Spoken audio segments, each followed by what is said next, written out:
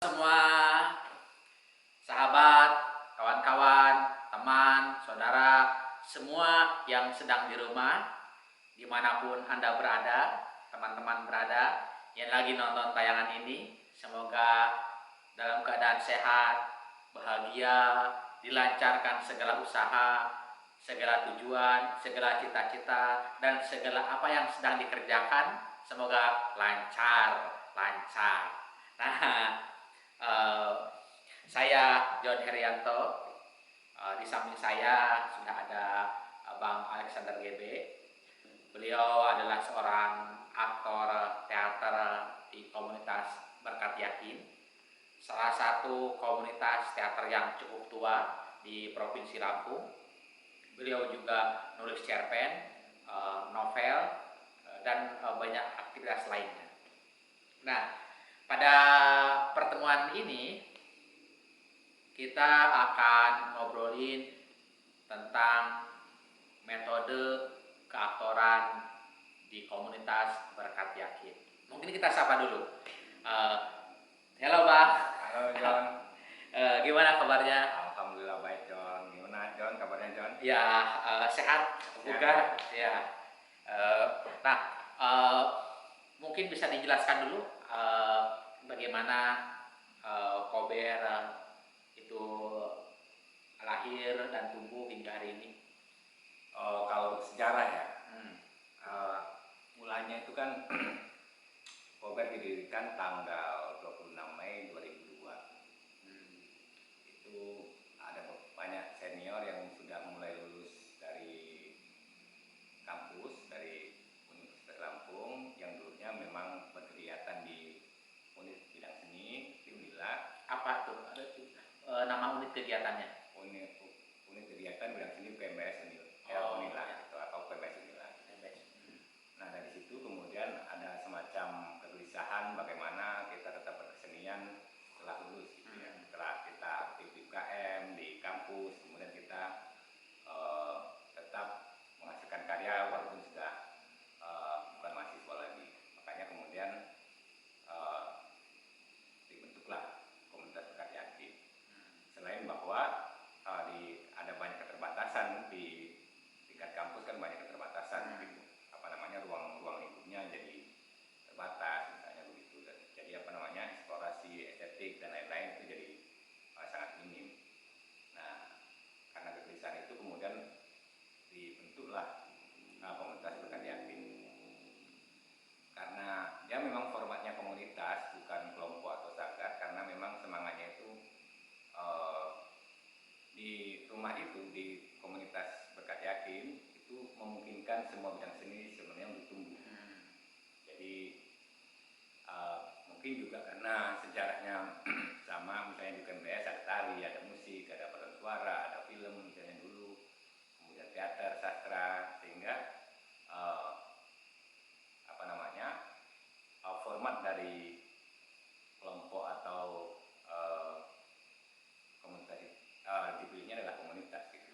Dengan tetap meskipun karena yang sebagian besar itu orang yang dibikin teater dan sastra, jadi tipikalnya itu tetap basis utamanya teater gitu.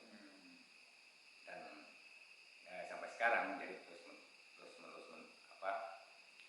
memproduksi pertunjukan baik realisme maupun non realis, yang teater ataupun sastra, kadang-kadang juga misalnya kolaborasi dengan teman-teman tari, bikin pertunjukan bersama misalnya begitu. Jadi memang secara perjalanan sampai sekarang memang udah lumayan panjang, sekitar 20 tahun mungkin ya. Kemarin 20 tahun bulan Mei. Jadi dinamikanya banyak sekali ya, karena dia independen, kemudian tidak ada orang yang di lingkaran dinas ataupun pemerintahan, tidak ada orang kaya yang mapan di situ, sehingga memang sepanjang itu juga butuh perjuangan dari teman-teman juga, misalnya dari senior-senior itu juga lumayan. Jadi dan format komunitas itu tetap dipertahankan sampai sekarang, bahkan walaupun sudah bertahun-tahun itu, tetap keinginan untuk meng-create bukan hanya seni tetapi kebudayaan gitu. Jadi memang budayanya diperluas gitu. Jadi untuk konteks teater sendiri ya kami selalu bertanya misalnya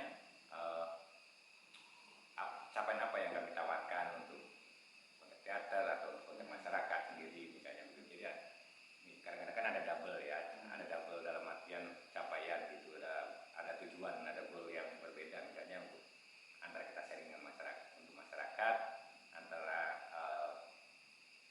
sharing kita terhadap teater sebagai sebuah ilmu gitu. Ya jadi memang sampai sekarang ya kami nggak ada genre mas, dalam artian bukan realisme, bukan ataupun juga menempuh jalur yang kontemporer atau yang eksperimental gitu ya. Jadi memang dua-duanya ditempuh gitu, dua-duanya ditempuh dan bukannya teater kadang macam-macam. Pokoknya apa aja yang bisa masuk ya masuk aja misalnya begitu. Jadi memang terbuka dan secara keanggotaan juga kami juga longgar dalam artian sampai sekarang itu sesungguhnya anggotanya itu banyak dan tetapi juga nggak terikat gitu. Nggak terikat secara kalau organisasi kan jumlah anggota berapa misalnya begitu. Nah Kober karena formatnya komunitas semua orang bisa menyatakan dirinya Kober dan bukan Kober misalnya begitu. Berarti tidak hanya alumni UKMBS Unila saja yang boleh bergabung dengan Kober, tapi di luar itu juga diperkenankan. Ya, yang alumni kan cuma pendiri aja kan, cuma pendiri pas waktu berdiri memang alumni UKMBS Unila misalnya begitu. Tetapi setelah dia berdiri dia jadi terbuka untuk umum gitu, untuk semuanya, bahkan sekarang yang bukan dari Unila, misalnya dari kampus lain, dari masyarakat yang bahkan mungkin bukan dari perguruan tinggi juga kalau berkenan untuk berproses bersama akan berproses bersama. Dan teater hanya salah satu medium yang dipilih oleh Kober dalam pengembangan estetikanya. Sementara ini gitu ya, teater itu sebagai apa? Selain daripada pilihan yang lain.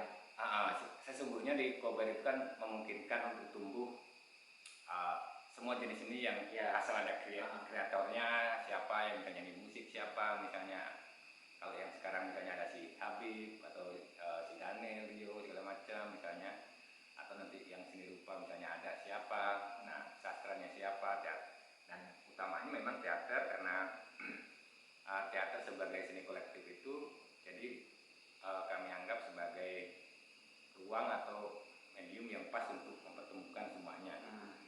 Jadi silaturahminya sekian banyak genre, sekian banyak aliran, disiplin, tapi untuk Kober itu teater itu sebagai basis utamanya. Dan dia juga bisa memiliki kemungkinan untuk lintas disiplin tadi ya, pertukaran dengan tari, dengan musik. Iya, sebenarnya kami kan udah biasa ya, lintas disiplin. Hanya memang tidak pernah membuat judul itu lintas disiplin.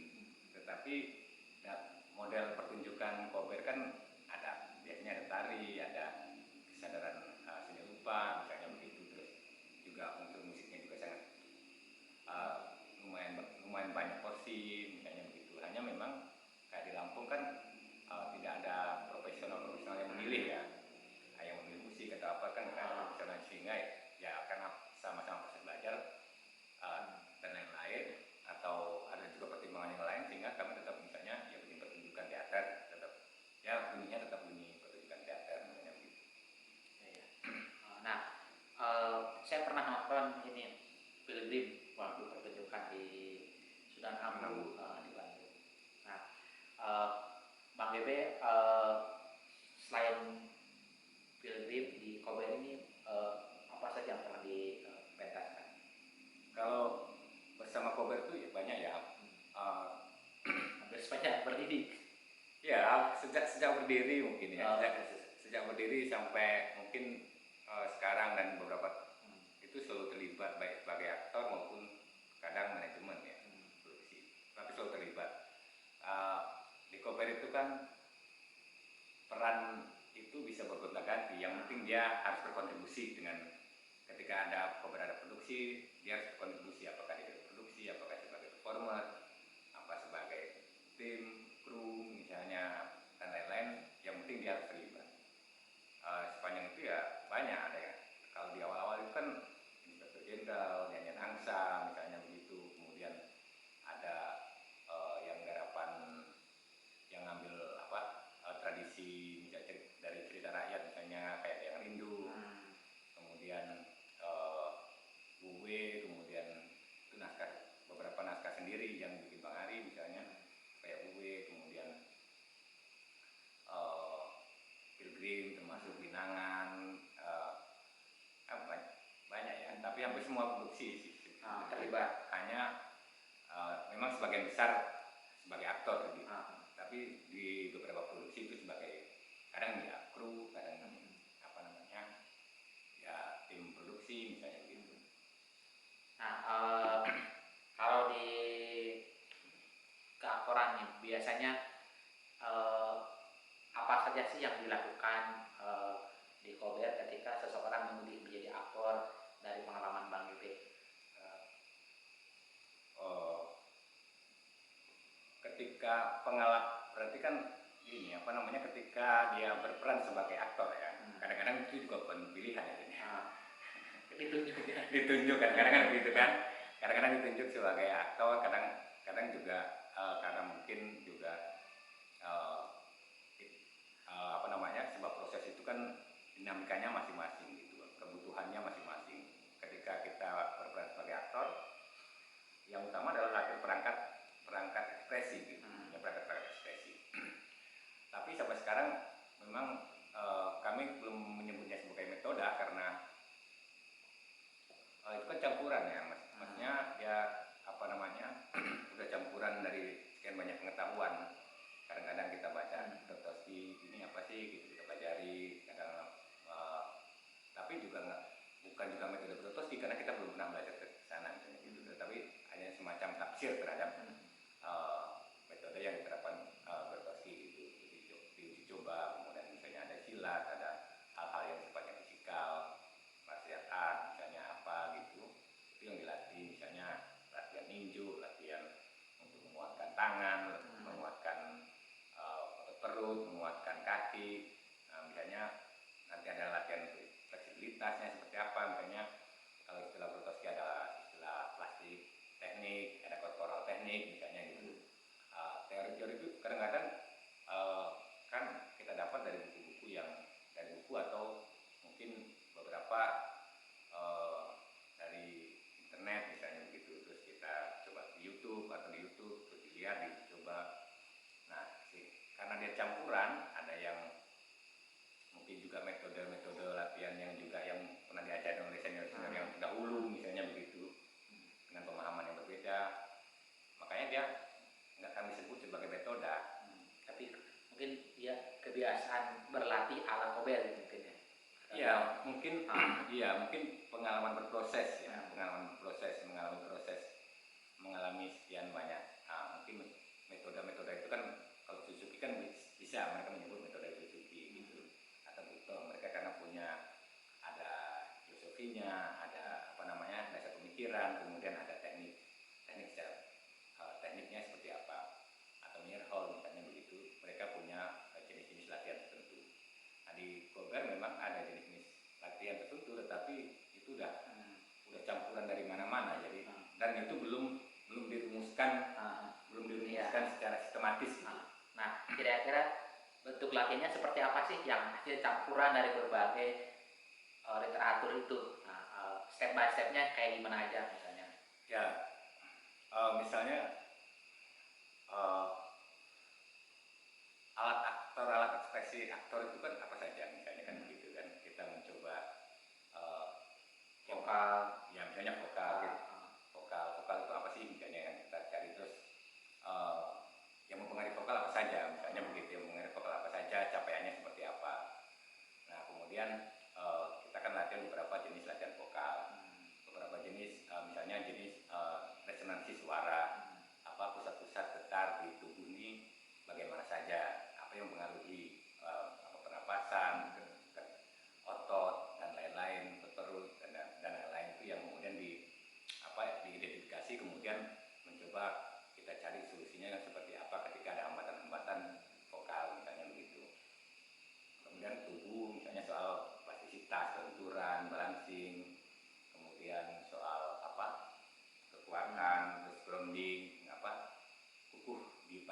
hadir di panggung tuh. Bagaimana sih tubuh hadir di panggung? Misalnya begitu. Dan kemudian dunia yang dibangun seperti apa gitu. Jadi kaitannya memang yang banyak dilatih di Koper memang aspek fisikal dan intelektual gitu ya. Intelektual itu nanti relasinya dengan imajinasi, dengan tafsir dan pemahaman, kayaknya begitu. Terus selanjutnya kan penghayatan. Terus nanti apakah tubuhnya alat ekspresinya itu sudah artikulatif atau belum gitu. Nah itu yang ketika belum, kita kan misalnya kita lihat hambatannya di aspek apa ini, apakah ini aspek fisikal atau aspek mental atau psikologi misalnya begitu. Karena kan ulang balik ya John, antara psikologi dan fisikal gitu. Karena kan di psikologi di psikis juga ada di fisik gitu, di tubuh, dan tubuh juga mungkin mengalami sekian banyak pengalaman-pengalaman yang psikis gitu, yang jadi double gitu. Kemudian selain latihan-latihan dasar kayak misalnya mendak, kayak apa kuda-kuda, misalnya melatih otot dan lain-lain lah gitu. Secara umumnya itu begini, ada beberapa prinsip Grotowski misalnya yang via negatif, ya apa namanya via negatif misalnya itu. Beberapa prinsip kan terus coba diterjemahin di latihan ya. Misalnya soal asumsi kita itu kan kita sempurna. Kita sempurna, kalau orang bisa melakukan sesuatu berarti kita akan bisa. Gitu. Apa yang membuat kita tidak bisa? Nah berarti itu yang mencoba diidentifikasi, diinterogasi, istilahnya diinterogasi. Kenapa? Misalnya kok minumnya nggak enak atau kuda-kudanya susah? Kan nggak dari lahir dia kuda-kudanya susah, misalnya gitu. Tetapi karena konstruk dari kehidupan sebelumnya dia misalnya di rumah, di sekolah, kemudian di mana-mana, sehingga dia membentuk jalur otot sendiri, jalur tubuh tertentu. Nah itu yang mencoba apa namanya, oh berarti hambatannya misalnya di postur selama ini, misalnya kalau sebelumnya itu yang membuat ototnya nggak fleksibel. Nah ketika dia berhadapan dengan naskah, nah biasanya itu apakah berangkatnya dari tubuh dulu latihan tubuh terus melatih ekspresi dan seterusnya, baru dipertemukan dengan naskah, atau naskah dulu atau bertemu dengan naskah dulu? Dua-duanya. Jadi memang sebagian produksi Koper itu kan ongoing ya. Jadi teks tumbuh di proses gitu ya. Jadi tapi secara umum kami latih ekspresi dulu. Bagaimana sih melisankan teks? Bagaimana melisankan? Misalnya kita mempelajari soal irama pembacaan, kemudian soal sasaran vokal, proyeksi, kemudian rasa bahasa. Nah kemudian tubuhnya ketika mengucapkan dialog atau nanti ada latihan-latihan yang sifatnya pendek, misalnya kita mengkaji tentang motif.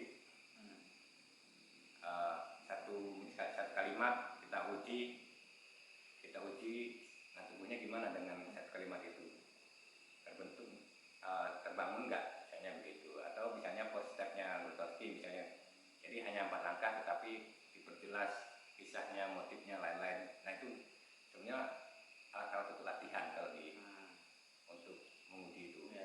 Apa namanya? Oh misalnya orang takut itu masih misalnya cuma artifisial kayaknya gitu. Oh, berarti mungkin imajinasinya yang kering, maka akan dicoba diasah imajinasinya begitu. Jadi apa namanya itu macam-macam, karena menurutku sih setiap orang punya problemnya sendiri-sendiri dan membutuhkan jalan keluarnya sendiri-sendiri sesungguhnya. Jadi walaupun ada metode-metode yang secara bersama ya dilakukan bersama-sama, misalnya soal kayak kuda-kuda, misalnya ada beberapa latihan kekuatan tubuh, terus apa namanya stamina, nah itu bisa bersama-sama. Tetapi untuk yang level yang lebih lanjut, setiap orang punya problemnya masing-masing.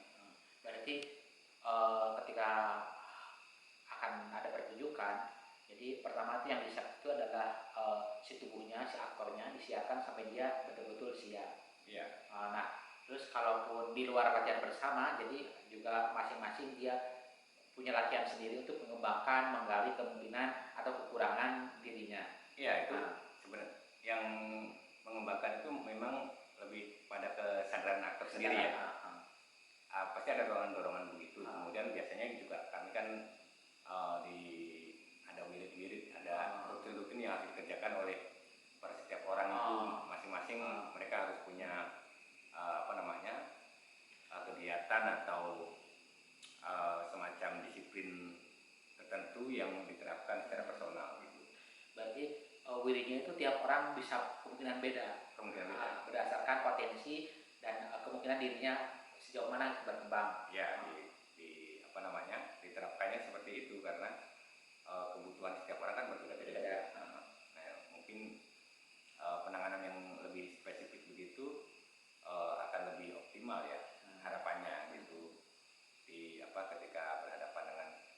Ketika kemudian akhirnya berhadapan dengan teks, dia lebih siap gitu. Setiap aktor nanti dia akan membuat rancangannya sendiri berarti ya. Kalau di pertunjukan ya, di pertunjukan itu selalu begitu. Selain bahwa sutradara misalnya juga memberikan semacam patokan-patokan atau gambaran umum tokoh yang dia akan konsep dia seperti apa misalnya, baru nanti jadi antara tafsir terhadap teks, kemudian rancangan sutradara, lalu kemudian aktor kemudian kan diskusi, bedah naskah misalnya, kemudian baru semua kemudian juga melakukan merancang sendiri aktingnya misalnya begitu, termasuk merancang backstory, merancang asosiasi yang muncul ketika bertemu dengan teks itu, gitu, respon dia terhadap teks itu seperti apa. Nah, dia membuat perancangan-perancangan, jadi kayak buat back scoring secara fisik tubuh maupun yang sifatnya mental, emosi, dan termasuk juga misalnya imajinasi dia ketika adegan tertentu tiba-tiba dia mungkin sangat kuat ingatannya dengan membayangkan seperti apa misalnya begitu. Jadi memang itu kompleks ya, kompleks. Jadi maksudnya dari banyak aspek, dari banyak lini pertimbangannya itu, kemudian ya closing tetap sutradara kan, closing tetap sutradara. Tapi sutradara pun cuma jembatan antara pertunjukan dan penonton gitu. Tetapi sesungguhnya aktor itu punya juga mungkin kalau di sebuah pertunjukan itu ada dua kisah yang sesungguhnya berjalan bersama gitu. Kisah sesuai dengan teks, misalnya teks lir ya sesuai dengan kisah lir. Orang yang ditangkap adalah misalnya tentang lir gitu. Kebetulan kemarin juga yang membuat lebih mudah kan itu juga tafsir Rio Kisida terhadap King Lear-nya Shakespeare. Jadi itu sudah tafsir, kemudian kami tafsir lagi. Jadi udah double, udah ketiga pemaknaannya ya. Kemudian misalnya kita kan cari Lear raja, nah sosok raja yang dikehendaki saudara seperti apa misalnya begitu. Terus kemudian kita juga mencari referensi raja-raja itu bangun tubuhnya seperti apa, cara ngomong seperti apa, kemudian tetapi itu pun hanya pertimbangan-pertimbangan. Yang lebih banyak juga eksplorasi masing-masing aktor terhadap kerja keaktorannya gitu. Baru nanti ketemu dengan aktor yang lain, jadi diskusi lagi mungkin kalau ketemunya pas seperti apa. Jadi selain merancang, selain menafsir bersama-sama, kemudian juga kompromi-kompromi dengan ketika di panggung ya. Tetapi kerja perancangan setiap aktor itu wajib kalau di Kober itu wajib. Jadi setiap orang memang dibiasakan ketika dia memilih aktor dan mulai garapan proses, dia akan buat rancangan atas aktingnya, atas keaktorannya, atas dirinya di panggung gitu ya. Iya, termasuk kan biasanya kan ada setelah sesi latihan ada evaluasi ya, ada evaluasi, jadi ada catatan evaluasi sebetulnya. Jadi sesungguhnya ada catatan proses itu, selain catatan terhadap peran yang dia perankan, tetapi mungkin juga proses secara keseluruhan gitu. Setiap aktor sesungguhnya punya catatan proses. Misalnya proses mengalami metode tertentu,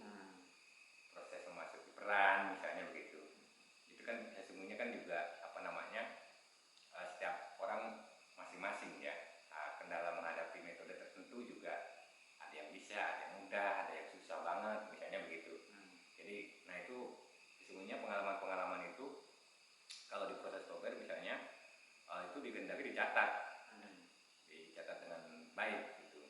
Hanya kan memang penguasaan terhadap kesadaran termasuk untuk mengasipkan prosesnya sendiri itu yang sesungguhnya banyak, tapi kemudian follow up dari pencatatan itu enggak, misalnya enggak diketik ulang misalnya begitu, kemudian kadang-kadang terus kemudian setelah proses sudah enggak dipelajari lagi. Sesungguhnya kan catatan itu kan ongoing ya, harus bagus kalau kemudian dibaca ulang sehingga oh dulu kendalanya begini, terus itu jadi pengalaman, jadi pelajaran kan, jadi ilmu gitu. Nah itu yang mungkin ada sedikit kekurangan di beberapa proses adalah begitu, tetapi upaya untuk mencatat proses si aktor merancang itu sesungguhnya terus dilakukan. Nah tadi Bang Gebe sempat menyinggung lir. Nah kan Bang Gebe juga sempat memainkan sebagai lir ya. Nah kira-kira bisa diceritakan gimana sih tahap-tahapnya, apa yang dilakukan sampai pentas sebagai menjadi seperti atau sebagai lir. Itu memang waktu menjadi lir itu kan ada kerja merancang, ada mengumpulkan referen, gambar-gambar misalnya tokoh raja-raja itu seperti apa sih gitu, dibawanya, sorot matanya sampai seperti apa bangun tubuhnya, kemudian misalnya Raja Inggris seperti apa misalnya gitu, kemudian kalau di konteks di Lampung atau di Resikober seperti apa misalnya begitu, kemudian ada juga misalnya pemahaman soal Peter Brook di buku yang ditulis Smith-Meter itu tentang keaktoran atau apa gitu, adalah bagaimana kita menemukan sifat-sifat lir misalnya dalam diri setiap aktor. Artinya sifat lir yang misalnya dia bingung, yang gimana gitu kan, setiap orang kan sama sesungguhnya, hanya peran-peran mereka yang berbeda-beda, kemudian mungkin ada sikap perilaku ketika seorang raja merespon kebingungan seperti apa sih. Tapi misalnya bingung atau marah kan semua orang mengalami itu. Nah, hanya mungkin kan lakunya kan dibatasi, misalnya seorang raja kalau marah seperti apa. Nah, itu yang mencoba ditemukan. Kemudian misalnya pengalaman-pengalaman yang sifatnya emosional kan berkaitan dengan memori. Nah, memori apa saja yang dibutuhkan di adegan-adegan tertentu. Jadi memang dari awal itu ada kerja perancangan yang lumayan kompleks antara secara pribadi, kemudian yang fisikal, kemudian yang sifatnya emosional atau kita nyebutnya rasa misalnya begitu, atau yang sifatnya imajinatif. Misalnya kan ada kita kan mencoba membangun sebuah dunia fiksional di panggung kan. Nah, bagaimana menghayati total dalam sebuah adegan tapi sekaligus sadar dengan takaran. Nah, itu yang latihan-latihan itu kan, pengulangan-pengulangan itu untuk menemukan itu. Jadi kalau kerja perancangannya dia clear, fix, dia akan lebih mudah sesungguhnya aktor untuk lakunya gitu ya. Gue menyebutnya laku karena kadang-kadang itu kan udah nggak jelas antara dia individu si aktor atau si tokoh. Kan dia jalur semacam jalur tengah dari itu ya, dia buah dari tafsir yang tapi juga sesungguhnya bukan konsep menjadinya Grotowski, tapi juga bukan Stanislavski, tapi juga bukan pribadi si tokoh, si aktor. Jadi itu udah campuran ya, udah campuran. Jadi mungkin semua orang juga begitu sesungguhnya mungkin. Jadi dalam perancangan itu dia juga menelisik segala ke dalam hal apa yang di dalamnya, di dirinya itu kemungkinan yang paling tepat atau yang paling sesuai psikis, jiwanya, gestural dan lain-lain dengan si tokoh, tapi juga keluar mencari referensi, pengetahuan, hal-hal yang berkenaan dengan si tokoh tersebut, sosial, politik dan lain-lainnya. Jadi memang keluar ke dalam ya. Keluar ke dalam dalam artian ke dalam itu mencari aspek-aspek yang mungkin sama gitu ya. Apakah aktor apakah peran itu menemukan konteksnya di dalam diri aktor. Konteks itu maksudnya maksudnya sesuatu yang mungkin mirip dengan si peran. Apakah itu bisa menemukan konteksnya, misalnya bagaimana sosok yang linglung gitu, apakah si aktor itu menemukan si linglung itu misalnya gitu, atau dia marah gitu, apakah menemukan konteksnya. Jadi ketika berperan kemudian lakunya akan di panggung akan lebih otentik atau mengarah ke organik gitu. Dalam artian organik itu ya tubuhnya, ya emosinya, ya imajinasinya sejalan gitu. Nah itu mungkin pertaruhan aktor begitu ya, pertaruhan aktor di panggung gitu. Misalnya bagaimana kerja perancangan ya sampai benar-benar diulang sampai dia effortless gitu, sampai kayak seperti spontan gitu. Tapi itu adalah buah rancangan. Nah itu yang terus kemudian kayak mudah misalnya, tapi itu buah dari proses yang sungguh-sungguh ya, terus menerus gitu. Mungkin dalam konteks eksplorasi juga dilakukan, jadi bentuk-bentuk clear yang macam-macam gitu dicoba, apa yang dia yang cool, yang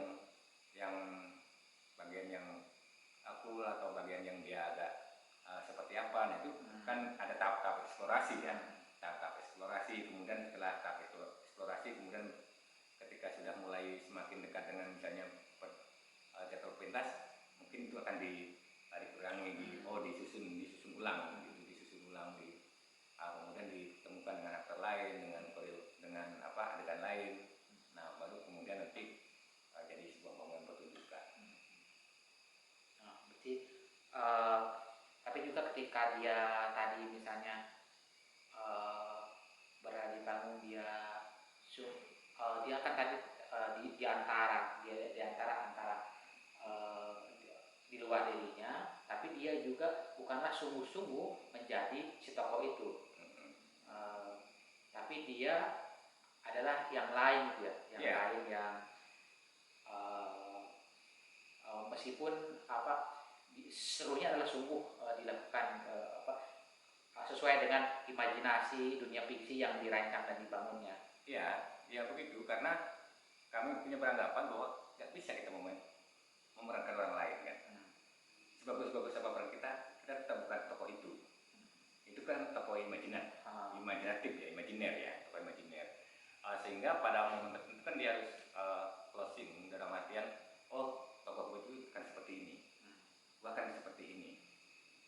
Nah terus nanti ada emosi-emosi personal, ada ekspresi personal dari misalnya buat secara pribadi misalnya, itu ada. Makanya di pertunjukan kan selalu ada 2-3 layer yang berjalan sesungguhnya di setiap pertunjukan. Sesungguhnya di realisme kurasa sama juga gitu. Jadi konsep menjadi di realisme itu juga bisa disangsikan gitu. Dipertanyakan ulang. Benarkah orang begitu? Gitu. Apakah tokohnya memang seperti itu? Atau memang itu adalah tokoh ketiga tadi, misalnya gitu ya. Termasuk memerankan yang non realis ya, karena kalau non realis kan kita bergantung konsep sutradara dan tafsir dia terhadap imaji yang pengen dibangun seperti apa gitu. Kita kan menenggang itu. Jadi memang aktor seperti punya wilayah sendiri, tapi sekaligus juga wilayah kompromi gitu. Wilayah kompromi itu maksudnya direct sutradara dan lain-lain, itu juga bisa keluar masuk gitu. Berarti kalau di secara mungkin tahap-tahapnya dia menyiapkan tubuh, menyiapkan perangkat ekspresi, termasuk juga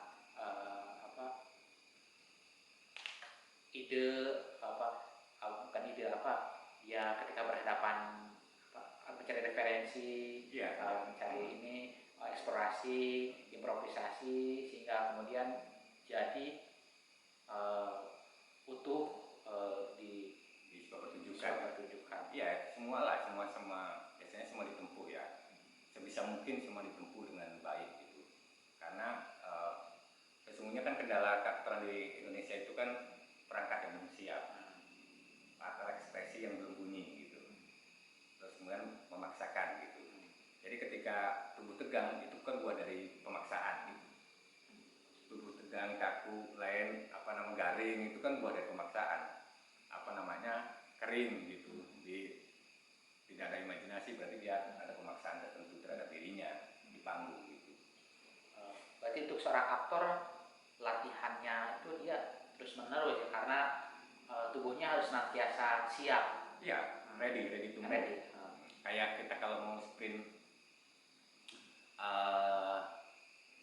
kalau kita mau lari kan kita lagi mau start, sebelum ada aba-aba dari wasit atau si jurinya kan dia udah siap untuk jadi ready. Kami nyebutnya ready to move gitu, dan tubuhnya harus selalu siap. Tubuhnya harus selalu siap berarti harus selalu panas, harus lentur, perangkat vokalnya harus bagus dan lain-lain. Itu sesungguhnya kewajibannya. Jadi di Kober sesungguhnya pertunjukan pentas ya, kalau pentas itu kadang-kadang memang nggak terlalu merancang, tapi yang harus ada latihan. Berarti latihan jadi rutinitas dan penting gitu bagi. Iya, penting karena sesungguhnya walaupun ini masih dalam tataran konseptual dan cita-citanya ya adalah bagaimana teater itu sebagai jalan untuk meningkatkan kualitas individu. Jadi teater itu sebagai media untuk meningkatkan kualitas individu via dengan memenuhi kualitas estetika tertentu. Asumsinya si individu itu meningkat, kepekaan artistik, kepekaan lain-lain, kerjasama dan lain-lain itu jadi meningkat. Jadi melalui proses teater sesungguhnya utamanya di proses. Hanya kan memang kalau zaman sekarang kalau nggak ada teater pentas kan kayak bingung, nggak ada goal. Iya. Latihan terus pentas-pentasnya. Tapi kami juga tetap selalu bikin pentas karena itu kami juga misalnya di Kober selalu berhubungan dengan aktor baru, selalu berhubungan dengan yang baru masuk, misalnya begitu, sehingga ya di proses menuju pentas itulah ruang untuk melatih gitu, untuk meningkatkan kapasitas individu gitu. Jadi kan di situ juga ada diskusi, ada evaluasi, ada macam-macam gitu. Tapi memang titik beratnya ke prosesnya ya, bukan ke pertunjukannya. Iya, kalau pertunjukan kan rugi total gitu. Iya. Teater gitu ya. Teater udah nggak kaya kan, dalam artian tidak menjadikan finansial yang memadai dari sebuah proses teater. Tetapi finansial batin dalam artian kedewasaan, terus cara memandang dunia, terus ketahanan terhadap suatu tekanan tertentu misalnya begitu, kemudian bagaimana kita beradaptasi dengan ruang-ruang yang terus berubah misalnya gitu. Nah itu kan sesuatu dan sehat, maksudnya kesehatan secara fisikal dan lain-lain gitu. Itu kan juga mahal juga dalam konteks tertentu. Terus ilmu yang di-sharing terus menerus, yang saling berbagi misalnya gitu, ruang terus kebersamaan misalnya, itu kan juga itu bukan romantisme, tetapi memang di Kober kan memang bukan agak tradisi, menyukai spirit tradisi ya. Menyukai spirit tradisi gitu, yang bahwa proses itu untuk menempa diri setiap individu terus menerus gitu, untuk meningkatkan kualitas kemanusiaannya terus menerus gitu, yang enggak ya finishnya pas tewas. Mungkin ada kata-kata terakhir atau hal-hal yang belum sempat kita bicarakan, barangkali ada mau disampaikan. Ya, mungkin penting untuk aktor itu mencatat dan merasionalisasi dari catatan atau pengarsipan yang dia lakukan. Kemudian membaca ulang lagi, kemudian melakukan juga dialog dengan teman-teman di luar komunitas atau yang akademis maupun yang non akademis gitu misalnya. Itu percobaan-percobaan itu sesungguhnya akan banyak memancing ide-ide yang baru juga gitu, terus menimbulkan, mungkin kita juga punya perspektif yang lain dari suatu proses dari teman-teman yang lain gitu. Nah, modal sharing-sharing antar aktor itu mungkin penting ya, dan kemudian titik tekan dari sebuah proses harus tetap jelas untuk konteks teater, apalagi zaman sekarang yang teater sudah semakin multimedia, sehingga sesuatu yang sifatnya screen itu lebih banyak, sehingga mungkin keintiman dari sebuah proses jadi kurang terwujud gitu. Nah mungkin juga sekaligus kan kita sama-sama mencoba mendefinisikan ulang apa itu kaktoran, apakah kaktoran bisa sebagai jalan hidup atau dia cuma sebagai laku acting aja, berperan dari panggung atau ada sesuatu yang lebih jauh kan gitu. Dan dikobarkan dikehendaki sesungguhnya dicita-citakan teater atau kaktoran itu sebagai jalan hidup ya. Bukan jalan hidup maksudnya ya mudah-mudahan menemukan sesuatu dari proses kaktoran gitu. Mungkin kita akhiri saja percakapan ini. Di lain waktu kita akan ngomongin lagi tentang keaktoran, karena ini jadi penting juga untuk kita bisa menelisik ulang, membaca, bisa saling berpantulan dan lain-lain. Terima kasih Bang Gebe sudah berkenan, sudah meluangkan waktu ngobrol-ngobrol menemani kita semua. Makasih juga buat semua teman-teman yang di rumah, yang dengerin dan yang nonton. Sampai ketemu lagi di session selanjutnya. Assalamualaikum warahmatullahi wabarakatuh.